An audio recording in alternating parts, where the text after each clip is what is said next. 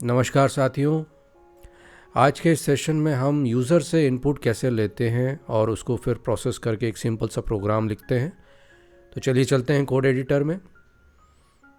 तो ये हम आ गए हैं कोड एडिटर में। सबसे पहले हम एक नया जावा प्रोजेक्ट क्रिएट कर लेते हैं। तो मैंने यहाँ पे अब मैं इस प्रोजेक्ट को नाम दे देता हूँ यूज़र इनपुट जावा 1। मेरा रन टाइम एनवायरनमेंट 1.8 है। नेक्स्ट करता हूँ, ऑल गुड, फिनिश करता हूँ। तो ये हमारा प्रोजेक्ट क्रिएट हो गया है। सोर्स फोल्डर है। राइट क्लिक करके हम पहले क्लास बनाएंगे।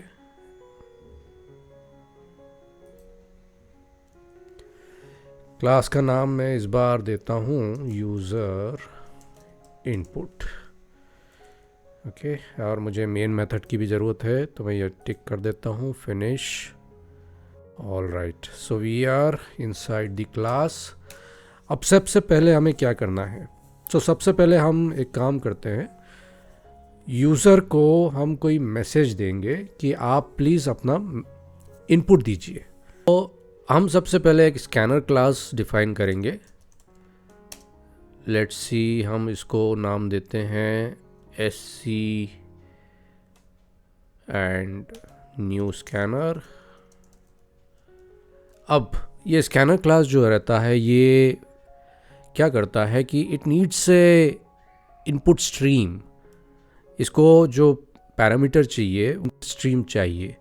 अब हमारे पास एक क्लास है सिस्टम, और सिस्टम डॉट इन कंसोल से या कमांड लाइन से इनपुट लेता है, उसे इनपुट स्ट्रीम में कन्वर्ट कर देता है। तो that class is return like system dot in.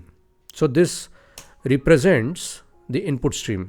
Okay, तो अगर आपको और डिटेल्स चाहिए इस बारे में तो आप मेरा इनपुट आउटपुट ऑपरेशंस का ट्यूटोरियल वीडियो भी देख लीजिए। मैं उसकी लिंक यहाँ पे प्रोवाइड कर दूंगा, डिस्क्रिप्शन सेक्शन में भी मिल जाएगी आपको। तो यहाँ पे हमने स्कैनर क्लास डिफाइन कर दिया जो which is taking the input stream as a parameter. Okay, now ये एरर दे रहा है क्योंकि it is asking us to import this class. So हम ये इम्पोर्ट कर लेते हैं। All good. अब हम यूज़र को एक मैसेज देते हैं कि प्लीज़ आपका इनपुट दीजिए। All right, so we will ask him please provide a number. Okay, so अब जब यूज़र टाइप करेगा तो उसे कैप्चर करना ज़रूरी है, right? And because it is an integer तो हम SC का नेक्स्ट इंट मेथड से उसको कैप्चर करेंगे। ये हो गया। Now what we will do is, हम एक काम करते हैं कि इसको वेरिएबल में स्टोर करेंगे, राइट? अब हम इस वैल्यू को प्रिंट करके वेरीफाई करते हैं कि क्या ये ठीक से ये इनपुट ले रहा है और उसे प्रिंट कर पा रहा है।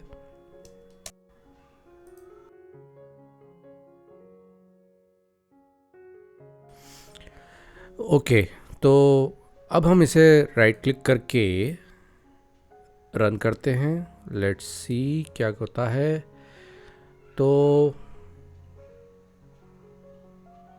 अब हमें ये नंबर मांग रहा है, जैसा कि हमने यूज़र को मैसेज दिया था। तो हम कुछ भी नंबर दे देते हैं। लेट मी गिव 6, एंटर, और उसने ये प्रिंट कर दिया, राइट? आप देख रहे हैं जो मैंने नंबर इनपुट दिया वही उसने प्रिंट कर दिया, which is the value of the variable A।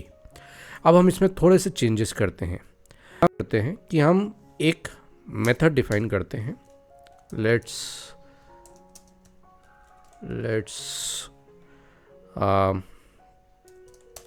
Call it add,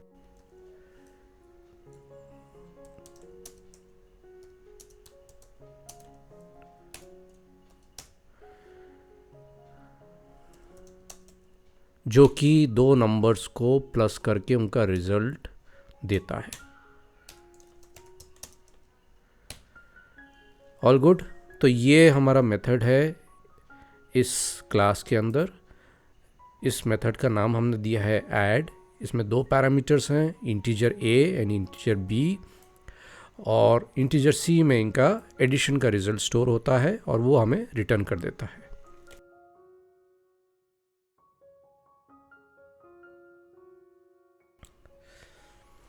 all good.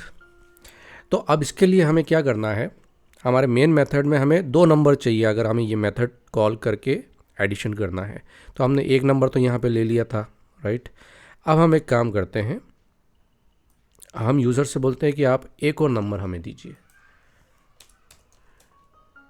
Please provide another number.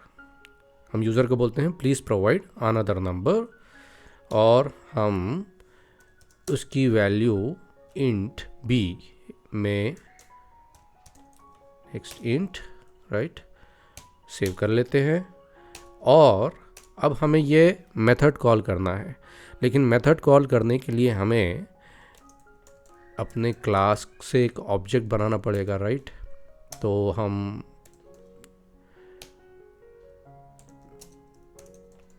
इस तरह से ऑब्जेक्ट कंस्ट्रक्टर को कॉल करके क्रिएट कर लेते हैं। ऑब्जेक्ट का नाम हमने दिया है USR, राइट। अब हमें ये मेथड कॉल करके किसी वेरिएबल में एडिशन का रिज़ल्ट सेव करना है।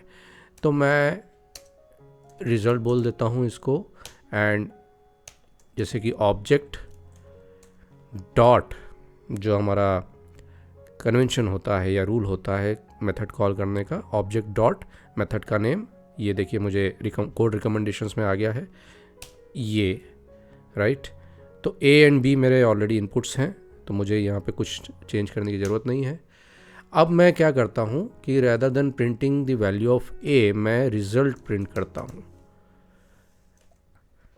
तो हमने क्या किया, एक बार स्टेप बाय स्टेप हम समझ लेते हैं। हमने एक मेथड ऐड किया यहाँ पे ऐड, जिसका काम है कि वो दो इंटीजर्स पैरामीटर्स लेता है और उनको ऐड करता है, एक दूसरे या तीसरे इंटीजर में उनका एडिशन का रिजल्ट स्टोर करता है और वो रिटर्न करता है। इसलिए यहाँ पे रिटर्न टाइप INT इंटीजर है, राइट, क्योंकि यहाँ पे C भी जो है इंटीजर टाइप है।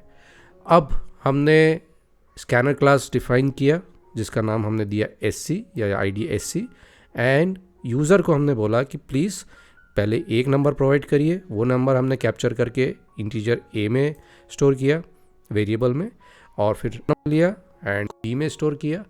एंड फिर हमने अपने इस क्लास का, जिसके अंदर ये मेथड डिफाइंड है क्योंकि कॉल करना है, इसलिए हमने इस क्लास का एक ऑब्जेक्ट डिफाइन किया, उसको नाम दिया हमने USR, और फिर हमने ये मेथड कॉल किया USR.add, और जो रिज़ल्ट है, जो ये मेथड रिटर्न कर रहा है इन दोनों का एडिशन का रिज़ल्ट, वो हमने इस वेरिएबल में स्टोर किया और इस वेरिएबल को हम प्रिंट कर रहे हैं।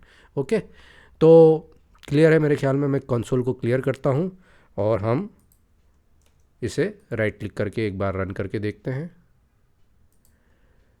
तो अब मैं पहला नंबर देता हूँ लेट्स से 4, और मैं दूसरा नंबर देता हूँ लेट्स से 5, तो मुझे रिज़ल्ट आना चाहिए 9, you see.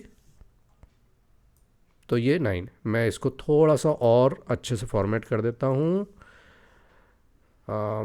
Addition result is, right, और फिर मैं यहाँ पे प्लस साइन दे देता हूँ।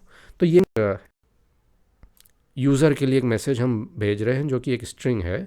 जब हमें दो पैरामीटर्स को एक तरह से कॉन्कैटिनेट करना है तो हम क्या करते हैं, रिज़ल्ट तो एक वेरिएबल है तो वो आईडी उसका वैसा का वैसा आएगा,